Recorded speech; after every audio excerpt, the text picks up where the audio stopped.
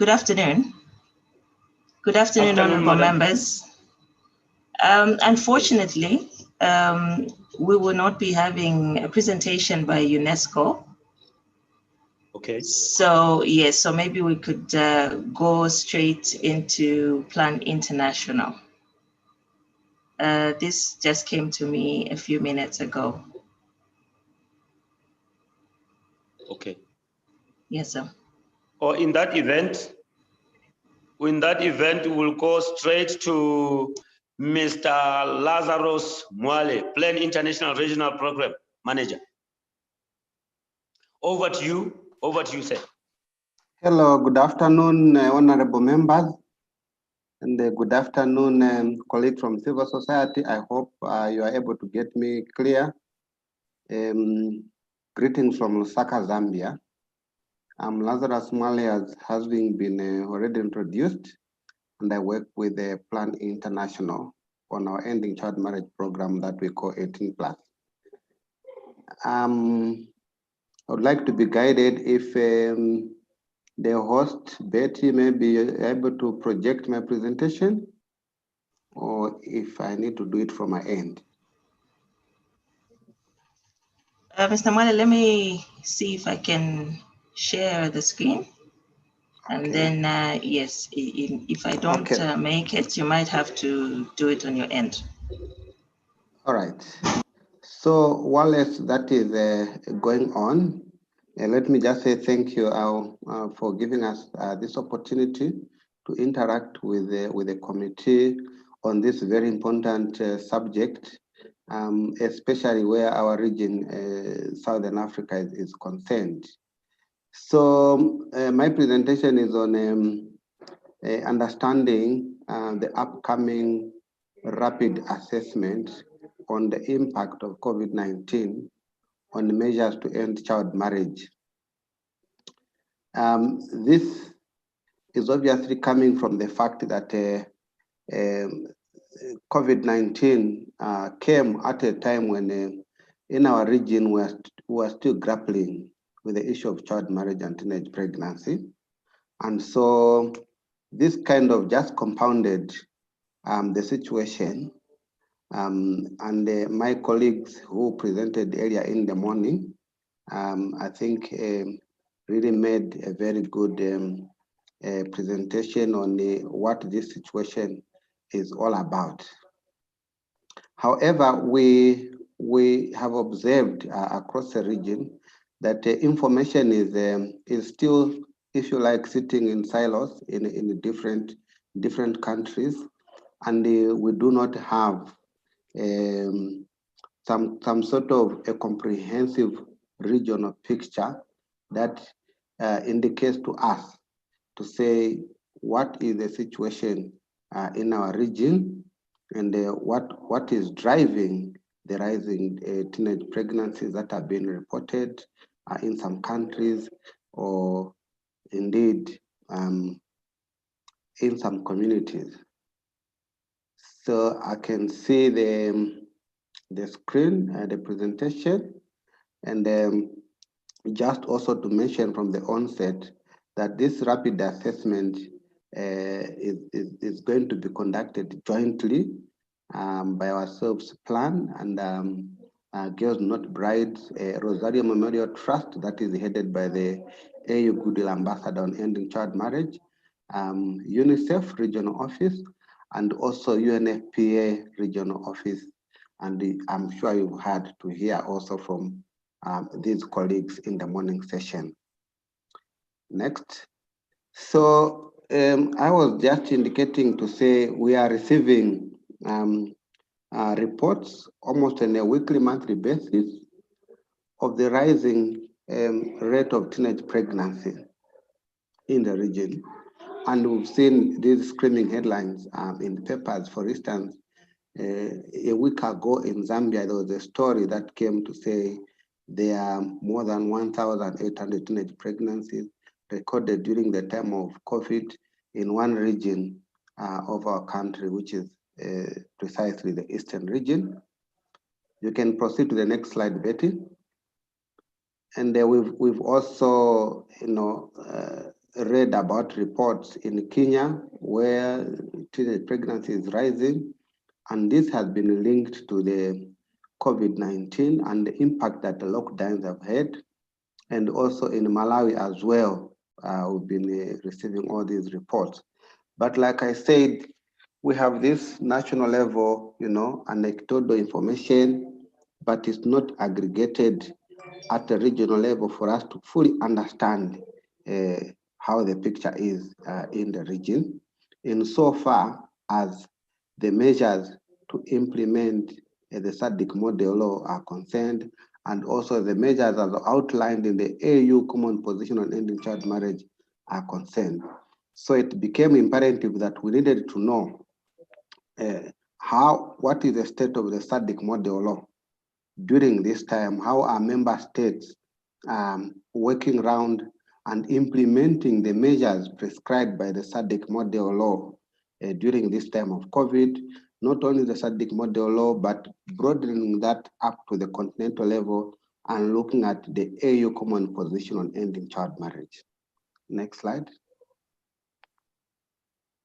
So the purpose of this assessment, therefore, is to generate evidence on the impact of COVID-19 on ending child marriage in Eastern and Southern Africa, insofar as the measures that we have put in place.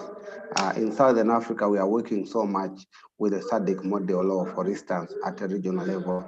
And in countries, there are all these other policies and the legal frameworks that some countries have put in place, like Mozambique, and some countries have also went ahead, like Malawi.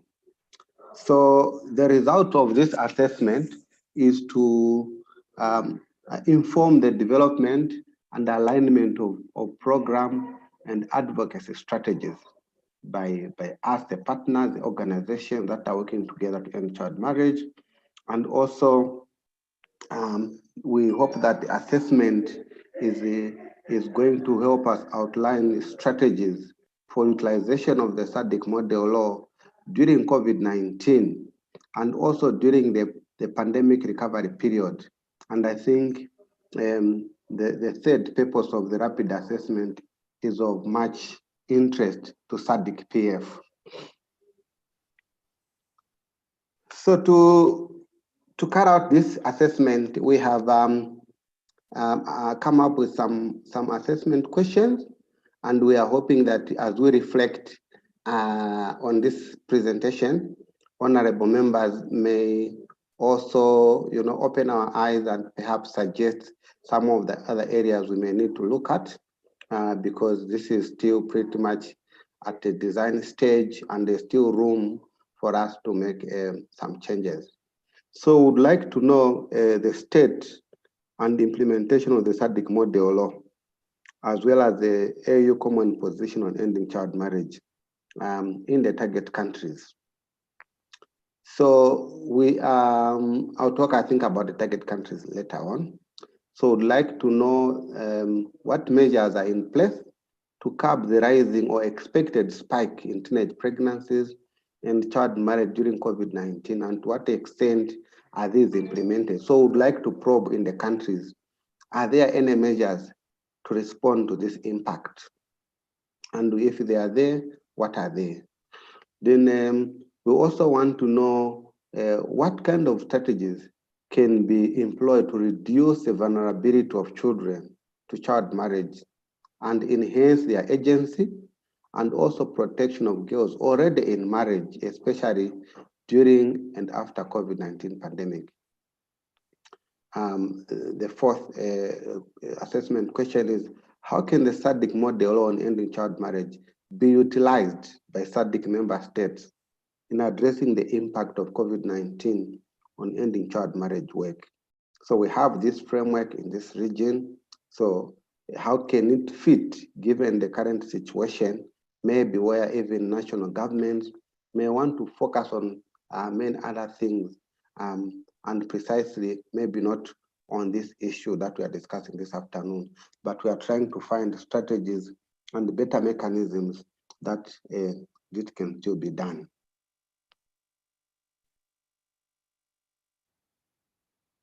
In terms of the study design, we want to collect both qualitative and quantitative information, and this will be done through desk review.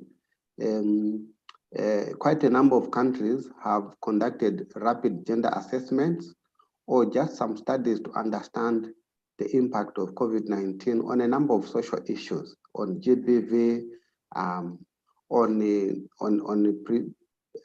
provision of sexual, reproductive, and health rights services and information. So there are a number of all these assessments that some countries in the region have done. So what we want is bring all this information and review for us to be able to get an understanding of the situation across the region.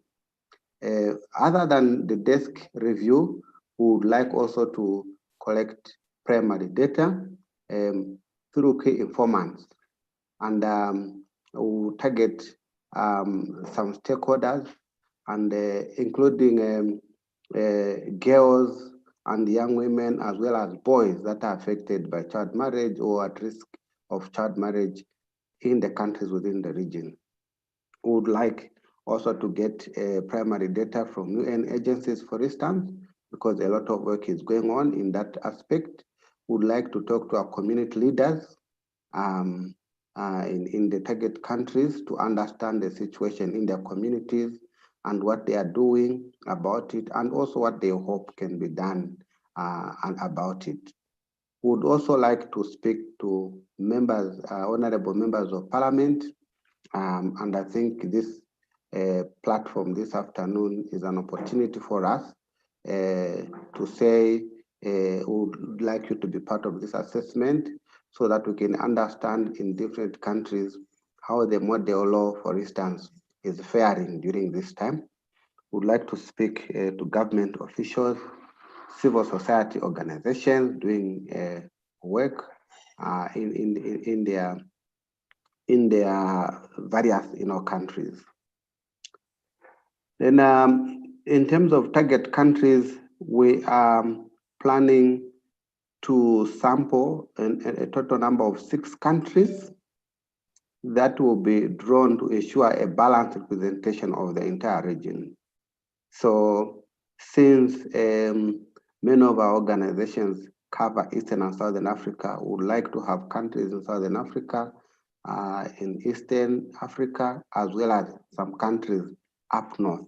But 6, and these will be for the primary data collection to triangulate the desk review. But for the desk review, we'll target as many countries as possible for those that have conducted some rapid assessments in their nation. So once this is done, we are hoping that the assessment is going to give us some programmatic recommendations for stakeholders who are working to end child marriage in the region, including young advocates, because as you know, the young people are the ones that are heavily affected by this problem, and they would also want the young people to be in the forefront in creating this change that we all want to see. So programmatic recommendations for stakeholders will be key, so that informs our project design and how we can intervene during this COVID period, and also as we recover from the pandemic. We expect that in the findings we'll draw recommendations for the SADC Parliamentary Forum on implementation of the model law during COVID-19. And this is where the Gender Committee and the Model Law Oversight Committee come in terms of utilizing this evidence and engaging with member states. We also expect that we will have recommendations for governments in country on what kind of interventions they can put in place to address this rising problem. and specifically for national parliaments to play their oversight role on government in terms of ensuring that this issue of child marriage and rising teenage pregnancy during this time equally receives much attention that it deserves. So we are starting our assessment sometime next week through an inception workshop where we are going to be, all of us, discussing the design and how to move forward. And we expect that we end this rapid assessment by December because we are still dealing with an emergency. So we need to move at least quite faster. And we are hoping that by December we can have a final report. Thereafter, we can look at how do we socialize this report with the various stakeholders, including the committee that we are interacting with this afternoon.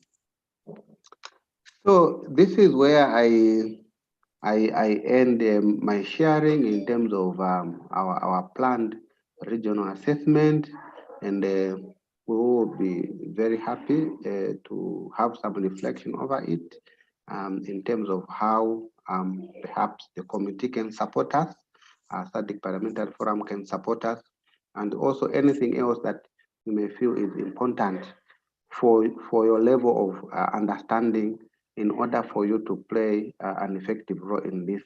We'll be happy to receive that feedback so that we can factor in all those suggestions in our assessment. Thank you so much, Honorable, and thank you so much, Betty.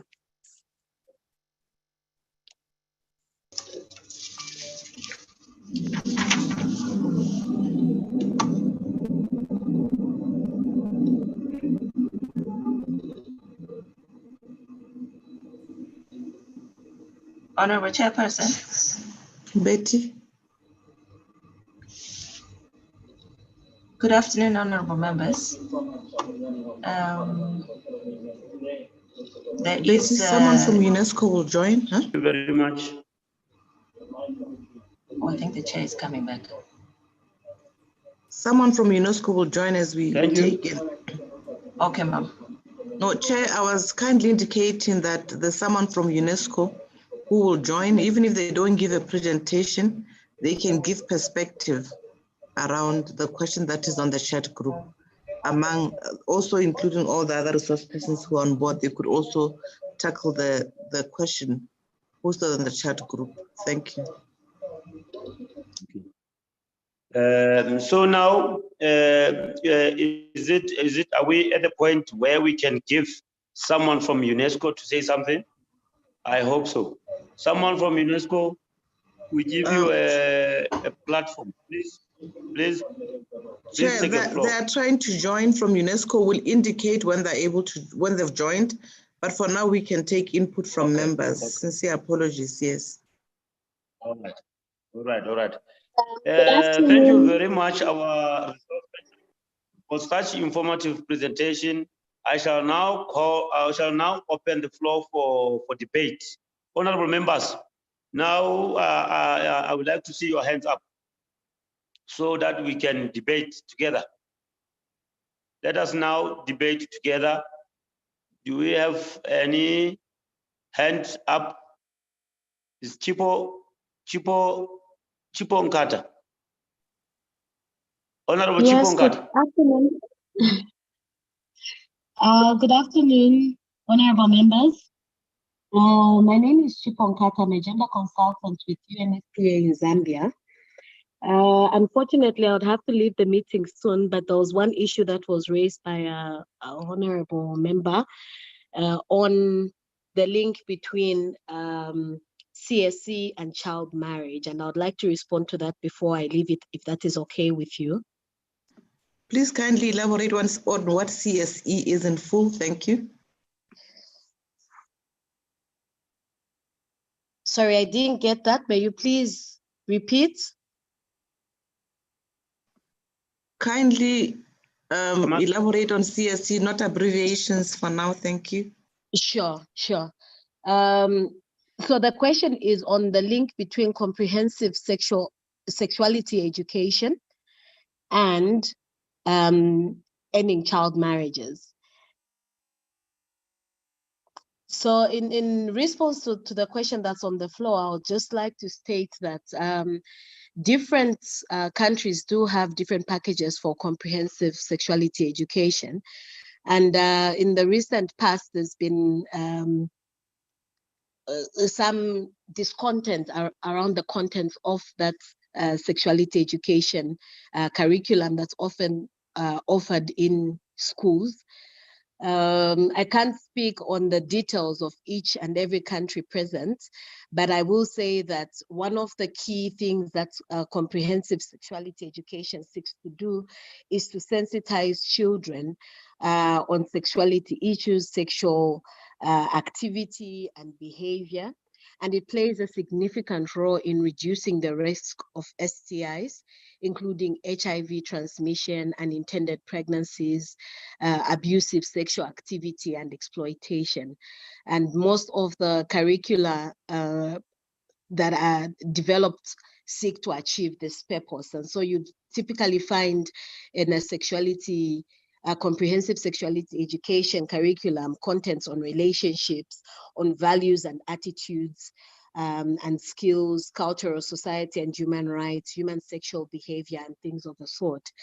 And ordinarily, these curricula should be developed with full consensus of key stakeholders, and they should be offered mostly in schools, but there should be packages that are offered for children who are not in schools too. In terms of how it mitigates early child marriage, is that learners are given an opportunity to gain knowledge on age-appropriate sexuality information, knowledge on the right to marry a partner of their choice, and at what stage, and the impact that marriage has on people, on both sexes, male and female, the impact that it has on children. Learners also should also be able to get knowledge on the aspects of positive decision making on sexuality behavior, including the choice of partner and personal values of love, trust, and things of the sort. And so, in essence, what comprehensive sexuality education curriculums should seek to do is give age-appropriate, culturally accepted information that helps or empowers children to make informed decisions and to know the impact of sex and early sex on their lives. So that is the extent to which it contributes to mitigating early child marriages. I submit. Thank you.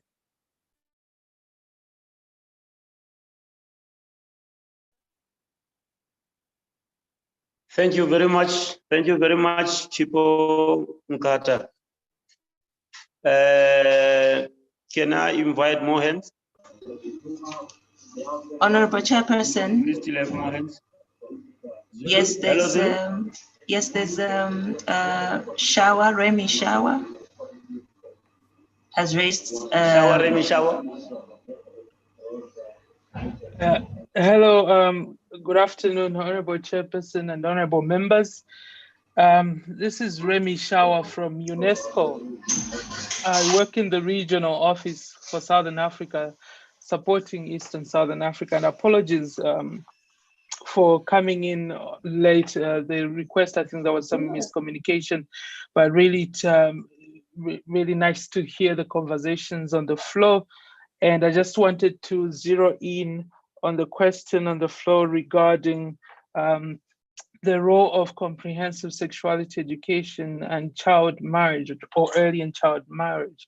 And just also to add on what my colleague from UNFPA has spoken about it, I think that it's important for us to, also appreciate the fact that comprehensive sexuality education should encourage conversations within the family unit, in the home, where the child or the young person should feel free to ask the adults, the parents or the caregivers questions that they may have around their sexual reproductive health or any challenges they might be facing, in relationships, issues around gender-based violence, if they feel that perhaps someone in their space has been inappropriate, that those children and those young people should be empowered enough to be able to raise these issues with a trusted adult, in this case, a parent or a caregiver. And I think that's important for us to highlight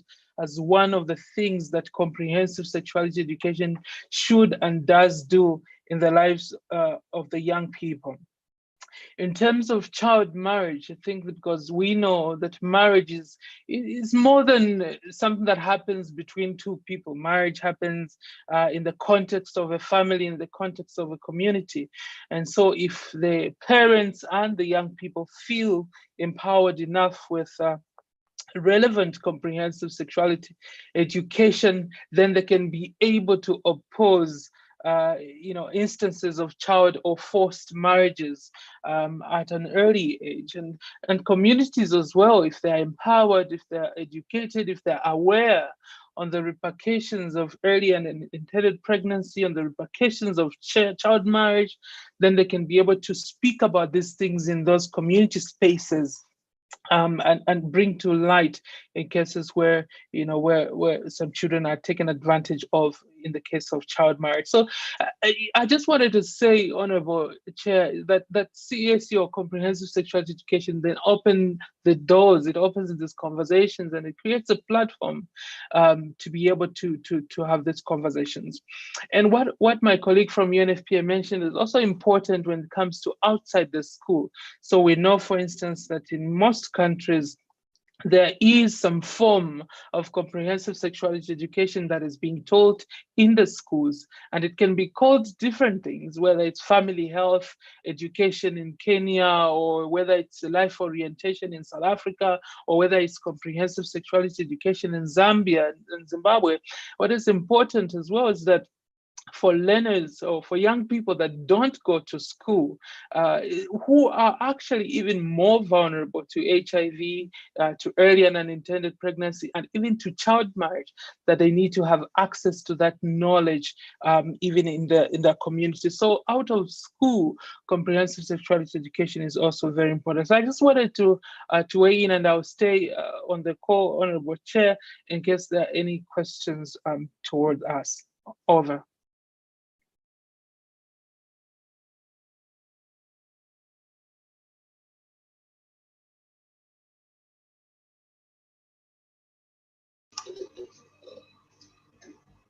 Honorable Chairperson.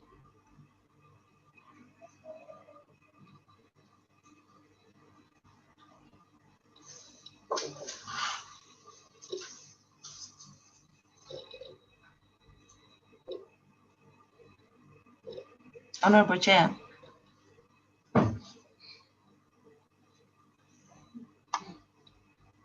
Yes, are we together now? Yes, Chair, we are. Hello. Hello. Hello, Are we together Chair. now?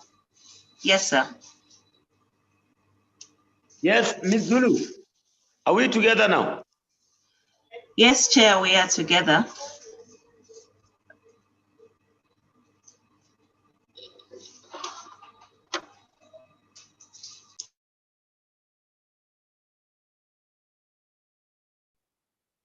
There seems Let to be us allow anyone who wants to. Hello. Indeed, Chair, can Hello, you Ms. proceed? Zulu. Yes, Chair. All right, thank you very much.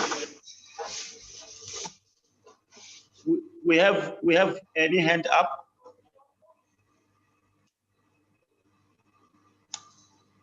No, at the moment, Chair, there no one any has hand up? indicated. No, there's no indication. All right. If we have no indication of a hand up, now I would like to give Mr. Lazarus to respond to what Mr. Shawa has said. Okay, thank you so much, Honorable Chair, and thanks for the question to enable us to reflect on CSE and the connection with child marriage. I think this is a very important issue, and especially for an audience like this one, is actually a good opportunity to reflect on this, as it impacts on different countries differently. And currently in Zambia, we are having this conversation in terms of our CSA program, and the cause or the interest in reviewing the program, and our government is providing the guidance in that. But let me just give a historical perspective to this connection of comprehensive sexuality education and child marriage. When we started our programming on ending child marriage some years back, our focus was primarily to protect children from child marriage. So children, if you like, were just a subject of protection by us, the adults, the parents, the government. If you look at the law enforcement mechanisms in that way. So children were not really given a prominent role in our programming in terms of what they can do themselves to prevent, teen pregnancies, and in most cases, consequently, child marriage. So then we started realizing that actually the young people, the children themselves, are keen in ending this, and they need to be empowered so that they can have the agency to understand abuse. They can be able to identify that this is going to lead to abuse, this is going to lead to teenage pregnancy, this is going to lead to child marriage, and they can stand their ground and resist that. And that is where the comprehensive sexuality education now comes in strongly in our work to end child marriage, in that it is giving the children the information about sexuality, which is a protection shield, if you like, against all these vices that we are talking about: GBV, sexual, violence, teenage pregnancy, and child marriage. So it becomes now very important that young people are given this kind of empowerment, not only on the information side of it, but also from the services angle, because we know that they are not all the children, even if we are going to advance the issue of abstinence in line with our cultural values, religious values, not all the young people are managing to abstain. And I don't think it will then be a good idea to just, fold our arms and let them fall in this trap, which we know at the end of the day, it has huge economic consequences for countries. So the service provision aspect of comprehensive sexuality education comes in so handy as well, so that at the end of the day, we are able to empower the young people and we're able to give them all this service, and it's a complete package. So that is how comprehensive sexuality education, in our view, it should go hand in hand with all these legal provisions that we are advancing insofar as the SADC model is concerned, for instance, and all these other community-wide engagements that different communities under their traditional leaders are engaged in. Today, we are looking at how do we demystify this issue and engage the traditional leaders, religious leaders, more open on this. I think we've done quite well collectively as stakeholders in raising awareness about child marriage, developing the community-wide ending child marriage action plans or bylaws, as they are called in different jurisdictions. But I think it's a time now we need to have these conversations around the comprehensive sexuality education because teenage pregnancy continues to rise, and numbers are there. Child marriage continues to rise, especially during this COVID pandemic. And I think we have to open this and discuss it with our open minds and honestly so. I thank you, Honorable Chair. Thank you very much, Mr. Lazarus. Do we have another hand up? Is there anyone else who wants to ask a question, wants to comment, who wants to make any input? The Goodwill Ambassador had her hand up. Okay, Goodwill. Thank you, Chair, and good afternoon. Thank you so much. Good afternoon, and thank you so much to my brother Lazarus, Remy, and colleagues from UNESCO for the sharing and the presentation. I want to first comment on the comprehensive sexuality education and some of the work that I am involved in with Rosaria Memorial Trust and also on my mandate. We know that traditionally and culturally, sexuality education happened, and at times to even an extreme. In West Africa, we know there are what they call bush schools, and in Southern Africa, we had our traditional places or ways of living, where girls got information about menstruation, around dating, and we know that even issues around female genital cutting is mostly in East Africa and West Africa, but in the South there is pulling other than cutting, and it all happened in those spaces.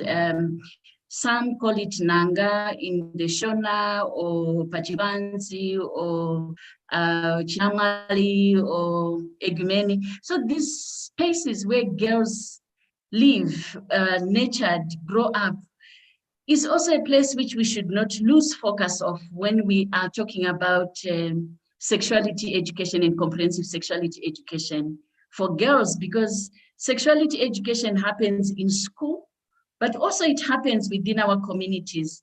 And I see that more and more we're neglected to transform the spaces where sexuality education happens within our communities in order to either to regulate and remove what is negative, but also to build on what is positive.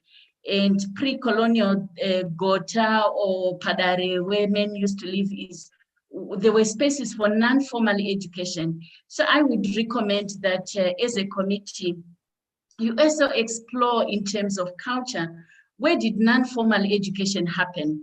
And sexuality education happened, which did not just happen in schools, because these are some of the spaces where patriarchy and gender stereotype is perpetuated, where being a girl is being a good wife, and a good wife is tolerating abuse. So I think these spaces are good. They still are have their relevance, but also they need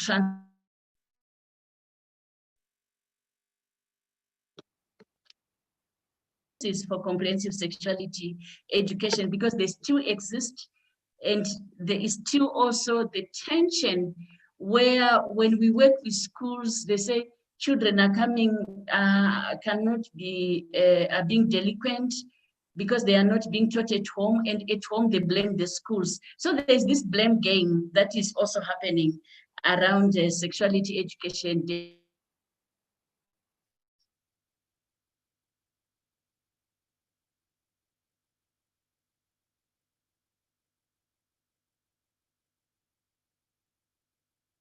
Dr. Nyarazai seems like she's been cut by the network.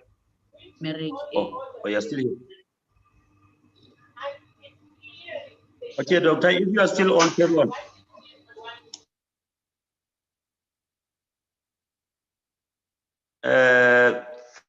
Thank you very much, doctor. Thank you very much, Dr. Nyarazai.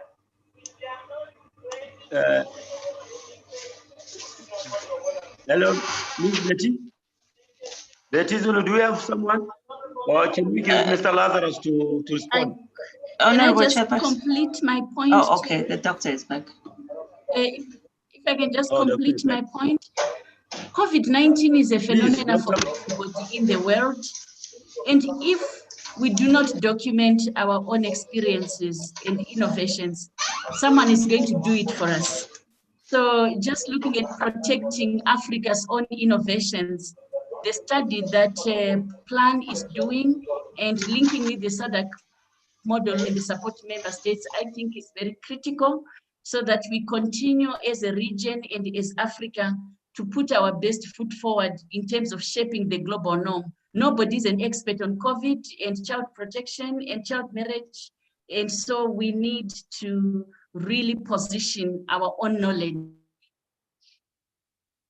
echoing the message from Lazarus around SADC PF co-ownership of this process with us. Thank you. You're most welcome. You're most welcome, Doctor.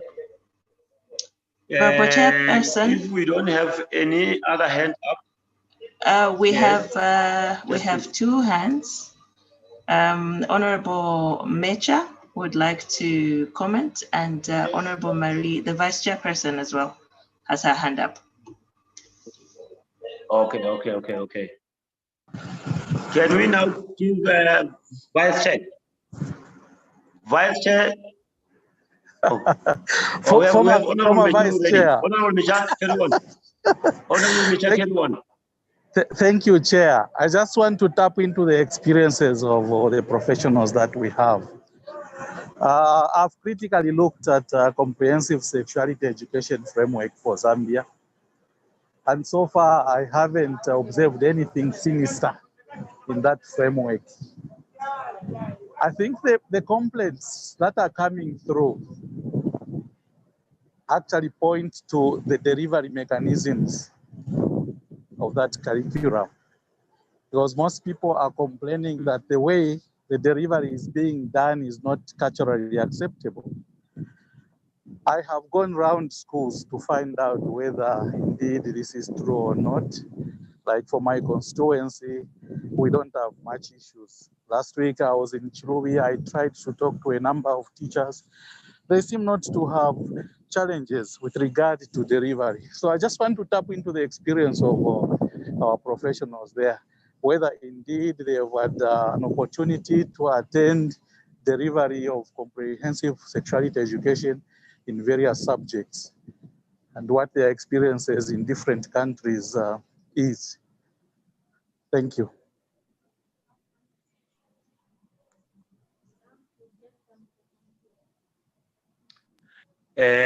Welcome, Honorable Pondemicha. Vice Chair. Honorable Vice Chair, your hand was up. Honorable Vice Chair. Ms. Zulu. Vice Chair, her microphone is on mute. She's muted. Microphone.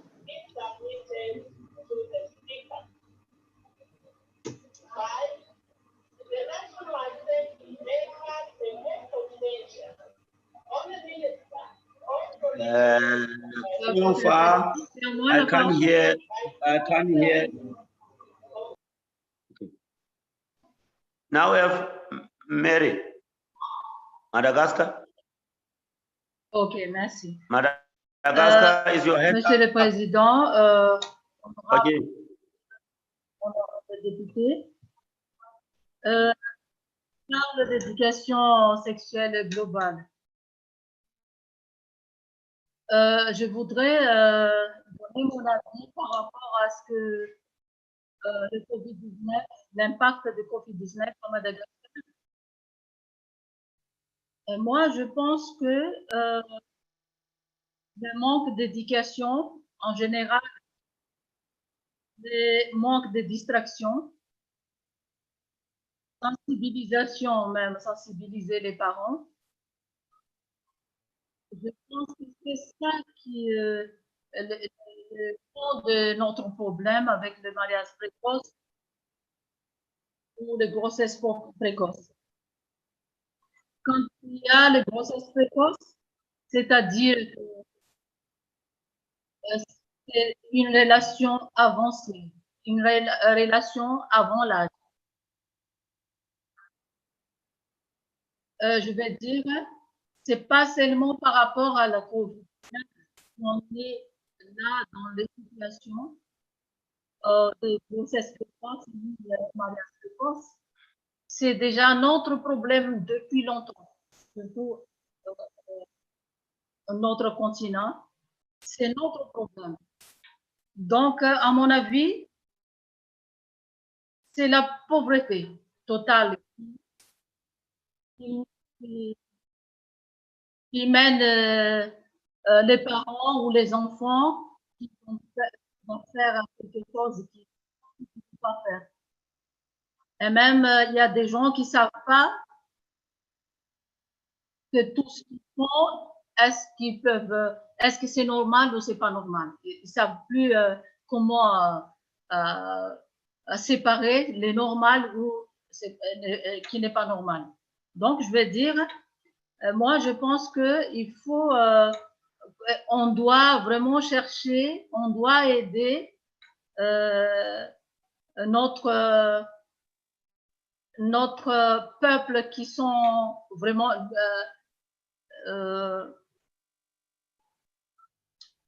plus démunis, qui n'a pas d'éducation, qu'on doit d'abord renforcer l'éducation ou les sensibilisations aux parents, parce que ça augmente et ça revient, c'est difficile pour revenir actuellement.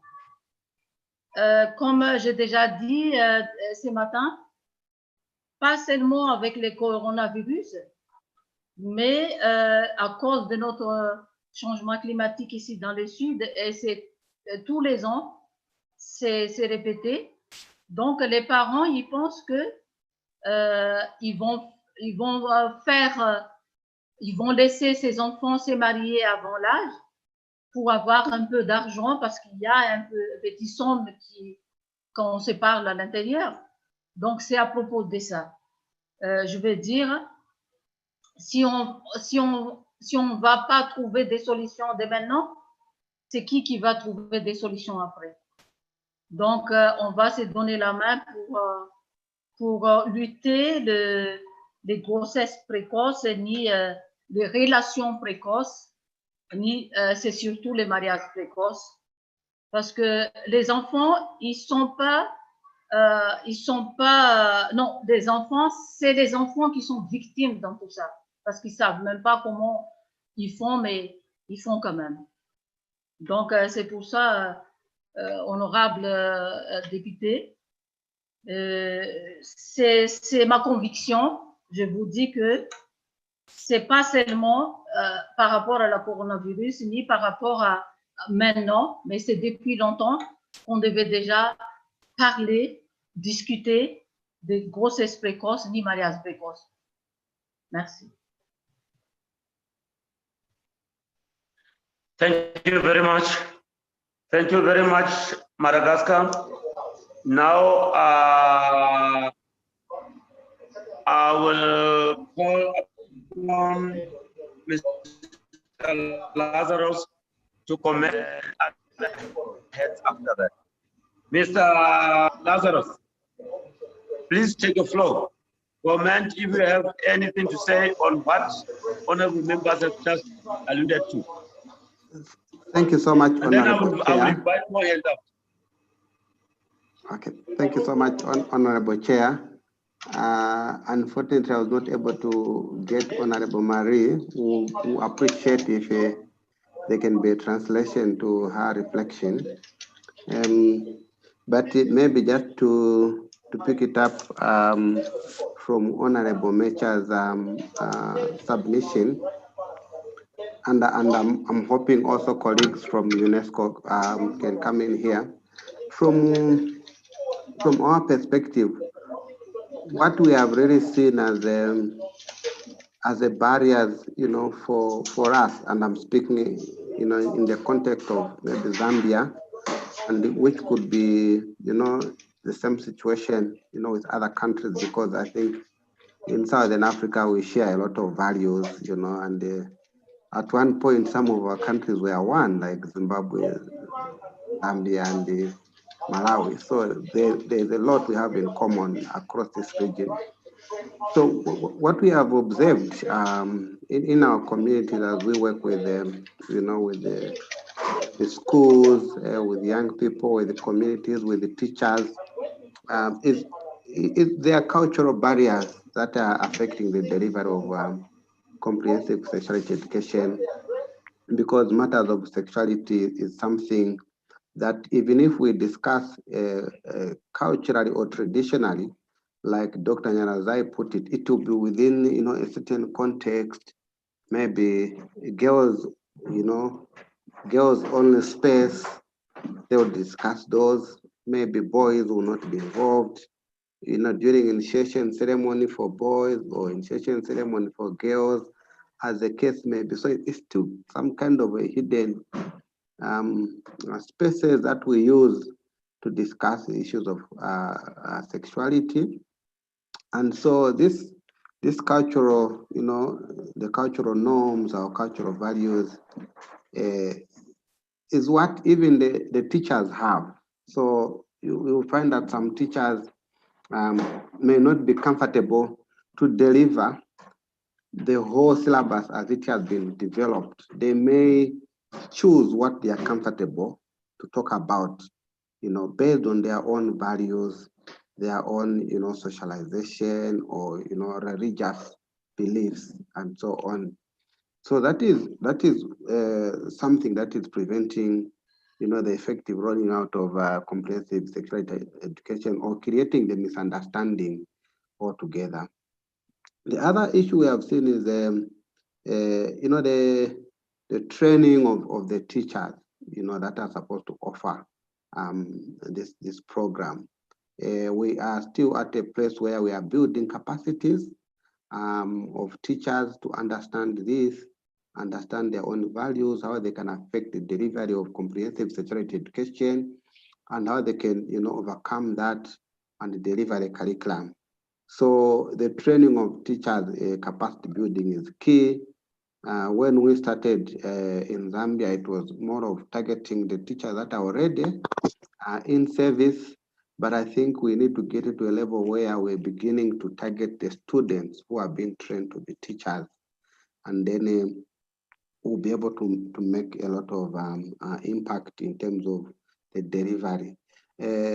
Also beyond that is the issues of materials. How available are the learning materials on comprehensive sexuality education across all grades, across all the country's regions or provinces, and in every corner of the constituency, in all those remote rural schools?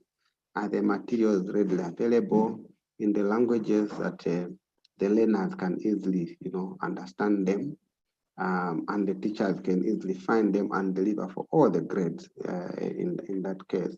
So the inadequate availability of materials has also tended to be, a gap, and that's where the oversight role of honorable members of parliament comes in now, as we debate the budget, to see that the allocation to education, is including the making available of these materials, for the learners in schools. So I think from my observation and our experiences in the communities, these are some of the things that we've been able to observe. So if the program is not running with the effectiveness that it is supposed to be, it's very easy for some people to pick up some negative issues around it, and because of misinformation, they can amplify a negative approach, and that will create a problem. And maybe let me just end that the involvement of the communities in this whole program is very, very crucial, because I think what has happened is that we have reached out to empower the young people with this information so that we can sort out some of these problems we are having, like teenage pregnancy and sexual gender-based violence. So we have developed that program purely for the learners in school.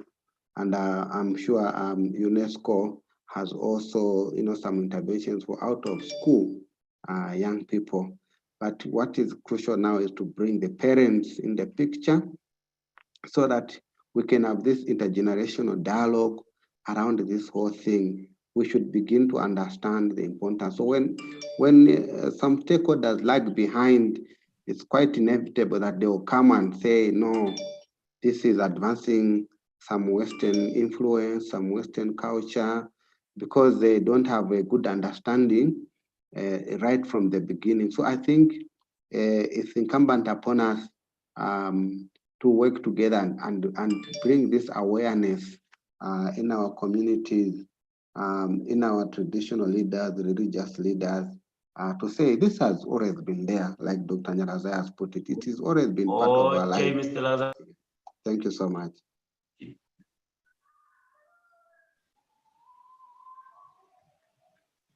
Thank you so much. Thank you so much, Mr. Lazarus. It seems like we're having many hands up now. Before I take many hands, it looks like UNESCO is now around with us. UNESCO, are you here? If UNESCO, you are here, Yes. take a floor, please. Yes, thank you very much. This is Shawa from UNESCO again. Just picking up on the two interventions from the honorable members, and let me start with honorable member from Madagascar on the highlights of the fact that, COVID-19 has just intensified some of these problems that we are seeing, problems of child marriage or, early and unintended pregnancy, gender-based violence. These are problems that have always existed. And now we are seeing, them being worsened as a result of COVID-19. And I think that, we need to continuously make a case, especially among parents and communities, of the importance of young people staying in school, particularly adolescent girls and young women. Because we know that even if parents decide that, today they want to get a few dollars or few cash through child marriage, the long-term effects that child marriage would have on that family is unimaginable. And it's important that we highlight how if we we keep girls in school for long, they're more likely to delay child marriage, they're more likely to get better jobs or start better businesses, be more economically empowered, and that will also feed back into their communities. So that's just one thing I wanted to say, Honorable Chair, in response to Madagascar. And then the last one is on, the question of teachers and the teaching methodology for comprehensive sexuality education. I think Honorable Mecha has raised a very valid point. What we have seen is the continuous need for teachers' capacities to be strengthened, and working with different ministries of education across different countries, we are developing, training programs aimed at teachers who are then capacitated to provide comprehensive sexuality education in the classroom. And because of COVID, we have increased the amount of online teacher training across the region. We've also tried to marry this CSE education for teachers with values clarification, because it's important that they might have the technical skills on comprehensive sexuality education, but how to relay that in a culturally sensitive manner in a religious setting, for instance, could be difficult. And so the capacity building we provide as UNESCO and other UN agencies is to really equip teachers to be able to translate whatever they learn to the learner, depending on the age of that learner, because obviously the different ages have different understanding. But this is obviously work in progress. There's still more that needs to be done. The ministries of education needs to also intensify on monitoring of teaching in schools. So not just for CSC, but even other subjects. It's important that when they go to the schools to monitor and observe how teaching is done, to look at the teaching outcomes for different teachers, that we integrate comprehensive sexuality education as well so that the quality is continuously upheld. Thank you, Honorable Chair. Over. Thank you very much, Mr. Shawa. We have another hand, please. Yes, Chairperson. Honorable Chair. Yes. There's Moses would like to make an intervention. Thank you very much. Moses. Thank you, Moses, Chair. chip in. Thank you very much. After so many years of advancing the argument that comprehensive sexuality education is indeed an important subject which contributes immensely to creating awareness about what it is to be a man or a woman or a girl or a boy. Why is it that in many countries it is still not one of the subjects that are examinable? Because I've attended a couple of workshops where people complain that nobody is taking it very seriously because it is not examinable. And it is also one of the subjects which are not taught in teacher training college. So when people go out and CSE is supposed to be offered, it is left to somebody who has done general science or, you know, a female teacher. What can members of parliament do, seeing the value that comprehensive sexuality education can bring? What can they do to ensure that it becomes examinable, one of those subjects that a child in school can pass and it counts among the points that one requires to enter university or progress with education? Thank you.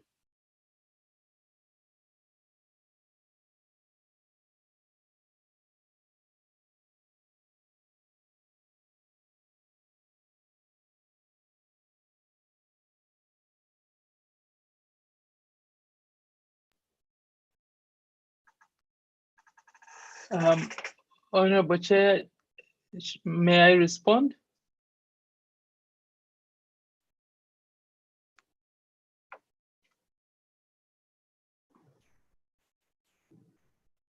Proceed.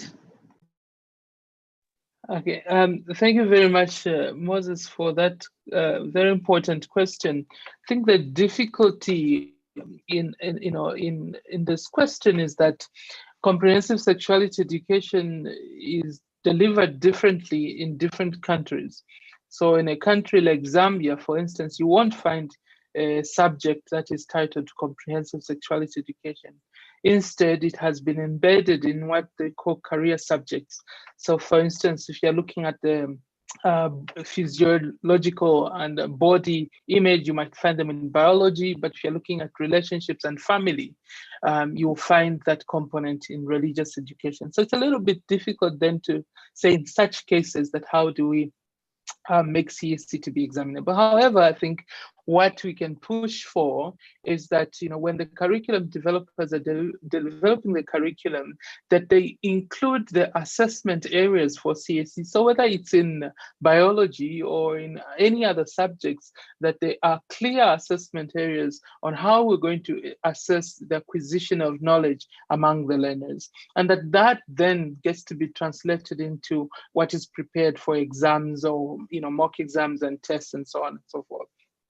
So I think the question that, you know, parliamentarians need to be asking, you know, their ministries of education in the respective countries, how are you monitoring the delivery of CSE? You know, regardless of whether it is embedded in career subjects or it's a standalone subject. When CSC is a standalone subject, that even becomes easier for it to be monitored and to be examined. And there are arguments for both cases. Obviously, if you have a standalone subject, it means that you're missing the interlinkages of how CSC really relates to other subjects like religious education, civic education, biology, and so on and so forth. Over.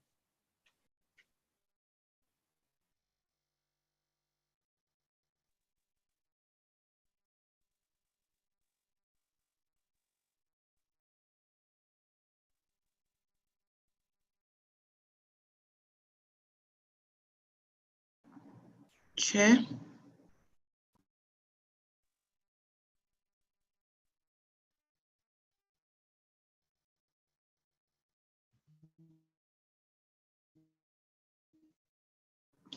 There is no sound, Chairperson. I see that your microphone is not muted, but we are unable to. Okay, now you are muted, Chair.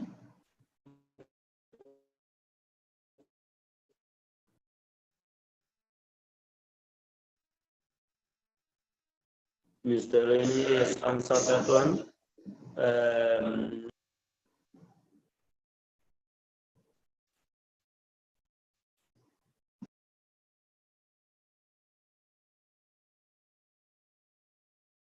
Do we have someone else who wants to make any?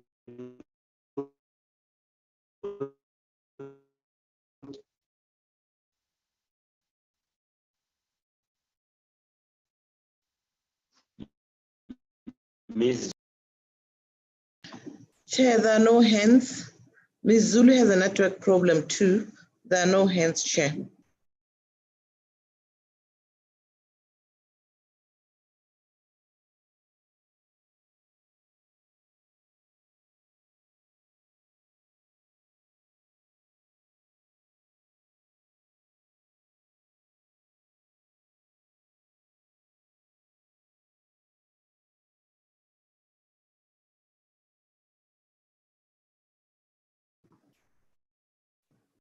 Chairperson, host, is the chairperson still online? He's not, he left, he's off. Okay, we've probably lost the chairperson due to network challenges. We may try to contact the chairperson to see what happens. Kindly give us a minute or two. In the interim, if there are any interventions from other resource persons, may they kindly make interventions while we sort out the issue of the chairperson. Otherwise, would then have to, the vice chairperson would have to step in the absence of the chairperson. Kindly give us a few minutes, and in the interim, allow for any input. Hello? Oh, okay. The chairperson is back, thank you. SG? Thank you, Honorable Chair. Yes, thank you. Where are we now? Do we have someone on the floor? We have no hands anymore, Chair. You may conclude the deliberations and we move to the next item on the agenda. Okay. In that scenario, this concludes our second session. We shall now invite the committee secretary to present the summary of the recommendations from our two sessions, which shall be part of the policy brief on a comprehension and coordinated approach in eradicating child marriage during and post COVID-19 in the SADC region. Secretary. Thank you, Chairperson. Thank you very much, Honorable Chairperson, honorable members. Chair, this afternoon I'm having a big challenge with my internet connectivity. It keeps on dropping, and I'm afraid that in the middle of my summary, I have drafted something, but if it pleases the chair and the committee, I can conclude on the summary of the recommendations, and then I can give them to the members so that I don't have to I don't know what's happening with the internet right now with the connectivity.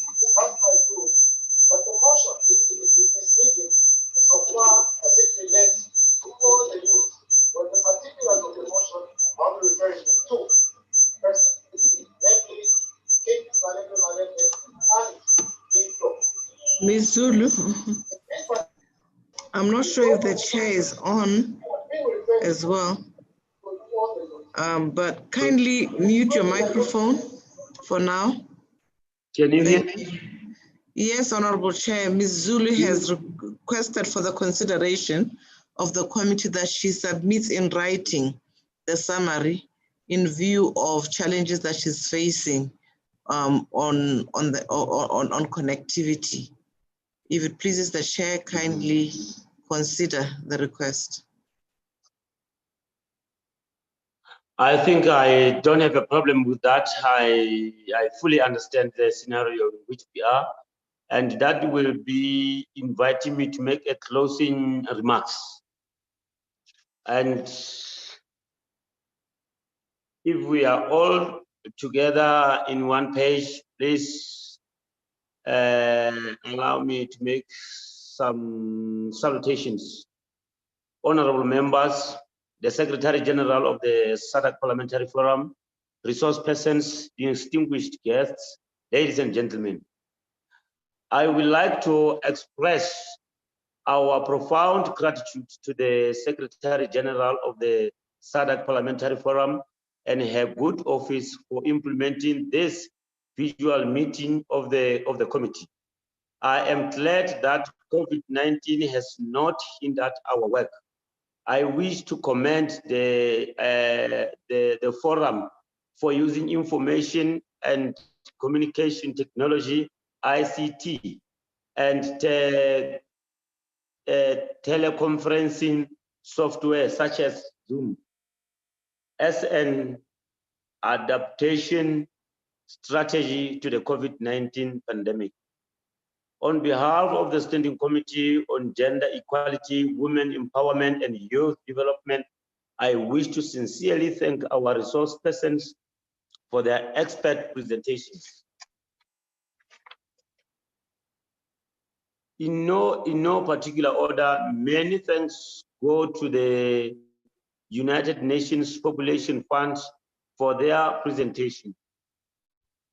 As a sexual and reproductive health agency, which aims to deliver a world where every pregnant is wanted, every childbirth is safe, and every young person's potential is fulfilled. Your representation lends credence to our commitment as a regional parliament that seeks to promote sexual and reproductive health and rights in the region. Our gratitude also goes to the girls, not brides, as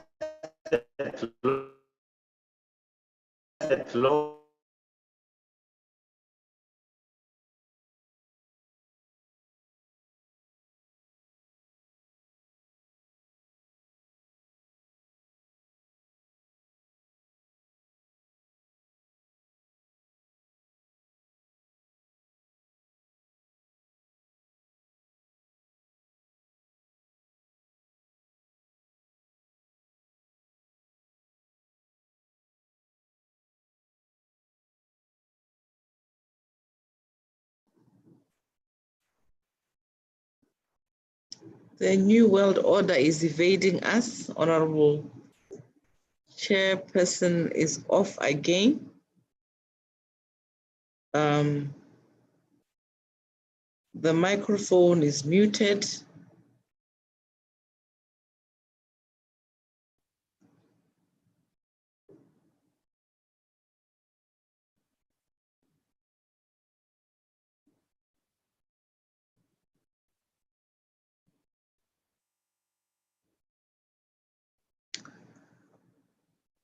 I'm not sure, but maybe without delaying honorable members, we may kindly invite the vice chairperson to just round off and give a vote of thanks to allow for the session to conclude accordingly. In the meantime, if that is acceptable.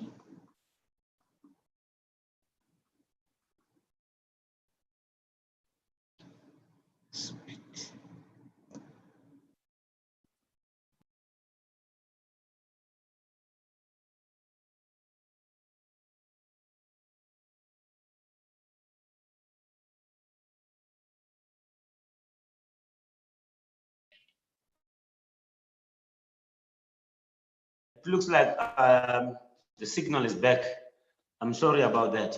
We are struggling to get signal.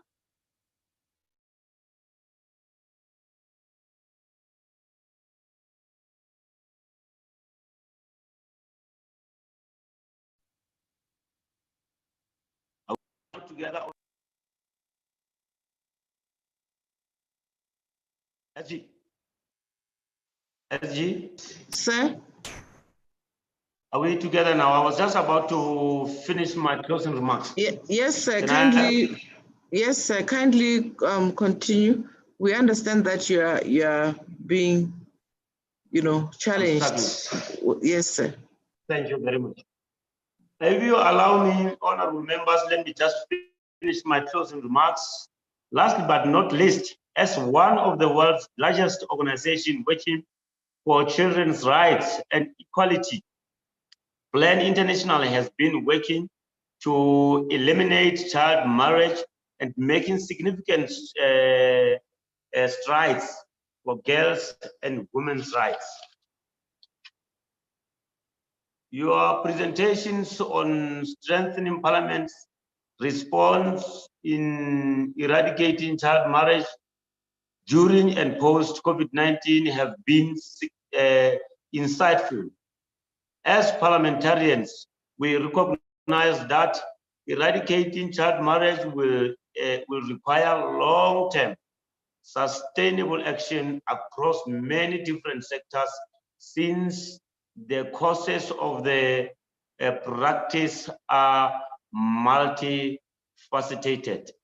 There is need for a robust legal and policy framework for preventing child marriage and supporting married girls already in marriage should be the cornerstone of Parliament's efforts to address the practice, both in acute and recovery phases. I thank you. This then brings us to the end of the meeting. Thank you all for attending. There being no further business, the meeting is adjourned until next year. Thank you.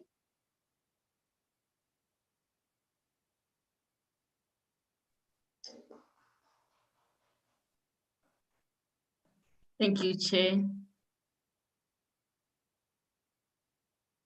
Thank you, Mklompe. Thank you very much, honorable members. Thank you to our resource persons. We really appreciate. Thank you for the opportunity. Good afternoon. Thank you. Host, kindly terminate.